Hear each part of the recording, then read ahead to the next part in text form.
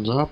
My name is Sin, and I am man behind Astarium, its creator and sole participant. I send you greetings from Siberia. At the moment we are at 100 kilometers from the Novosibirsk city. This place is very close to me. It is an inexhaustible source of inspiration for me. But let's get back to our topic. Astarium was born in 2005. Before its birth, I experimented with black metal sound for a long time, until I recorded the track which completely satisfied me. It was called Moronon, Gates to Mordor. You can hear it on the debut demo on my Bandcamp page. From that moment I decided to play symphonic black metal, and little later I began to combine it with dark neoclassical ambient.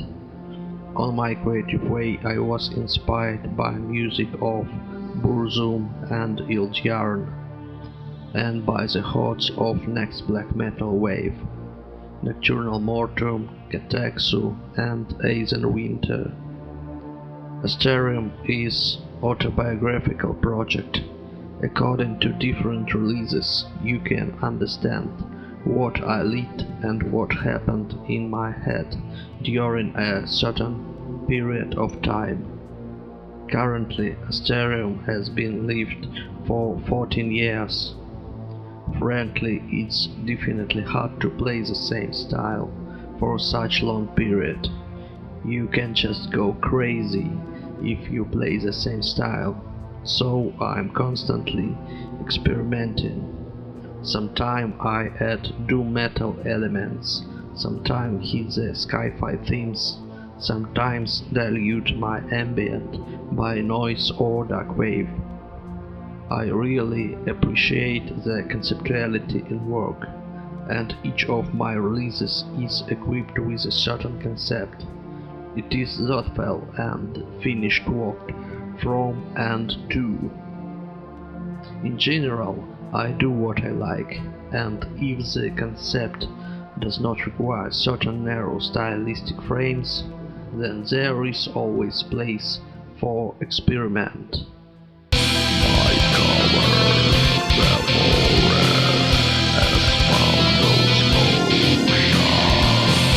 awakening wild instincts and ferocious emotions. The same rule did not bypass my last two releases. In 2019, two full-length albums were released, Fragments of Nightmares and Hyperborea. The first is old-school synth black metal, refracted through the prism of grindcore. The material was written by me in the middle of 2000s for one grindcore band, but was never released by them. Therefore I made small adjustments to the riffs and arrangement, added keys, wrote lyrics and judged album into Astarium's cartridge belt.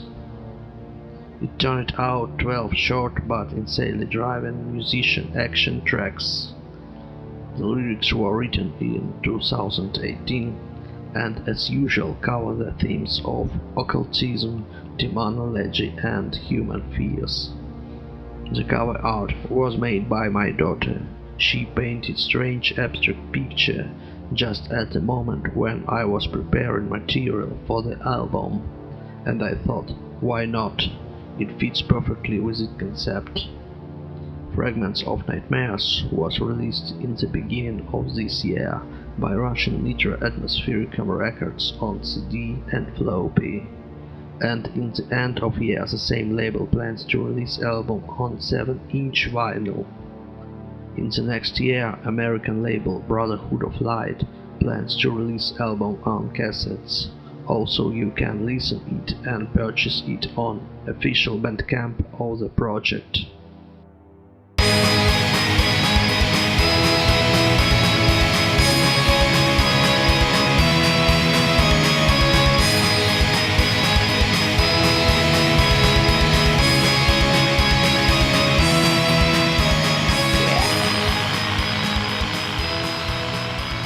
The second Hyperborea album is compilation of tracks written from 2007 to 17 in style of primitive symphonic black metal, previously unreleased with lyrics on Nordic themes. The album also included 3 cover versions, on Full Moon, on Wolf Hair, and on Russian band Marsh Goblins. Currently, Hyperborea was released only on cassettes by Brotherhood of Light label in the spring 2019. The cover art with mountains was selected by label specifically for the tape edition.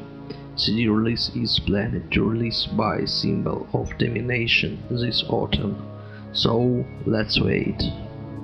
By the way, the cover art of the CD edition consists of photographs taken here in this place, where I'm telling you about my one-man band.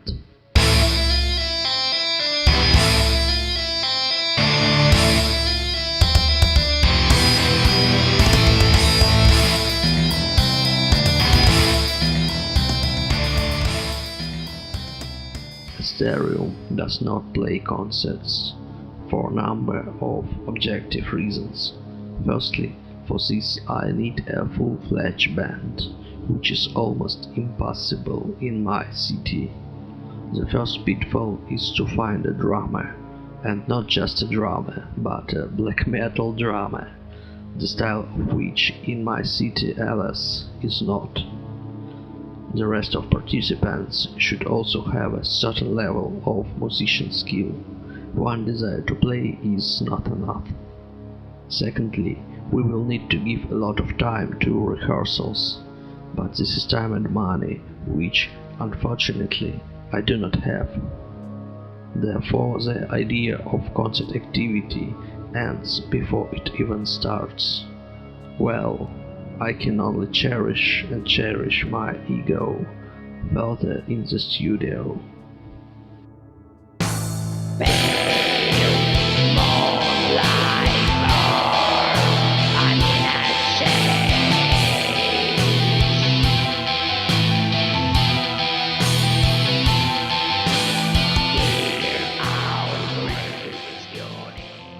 By the way, I would like to immediately highlight one rather comical aspect that some reviewers of my releases raised. Does Astarium use a live guitar?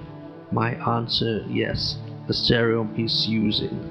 I do all sound of the project alone, from playing instruments to mixing and mastering material. From the equipment I use Fender Squier Strat guitar. For those who are not in the know, this is primarily a blues guitar, but not metal. It combined with OS2 and T-Rex pedals, and Redstone cabinet emulator. After record, I give a lot of attention to the post-processing of guitar parts. Often I have to make changes to the signal, trim it or add. Probably some artificial sound is obtained at this stage. But I still want the bass drum of drum machine to coincide with the dominance in the riffs, and not swing back and forth so that there are no one instruments running ahead or belayed for rhythm.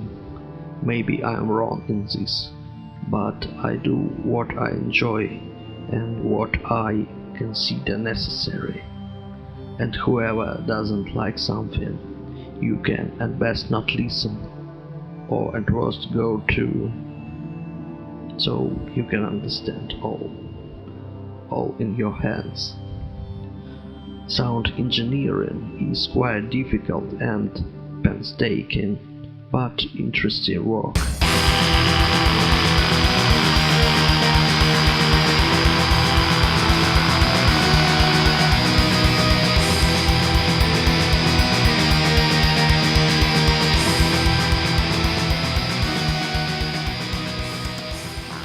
In the near future, I plan a record of minimalistic ambient compilation of all tracks I think it will be interesting.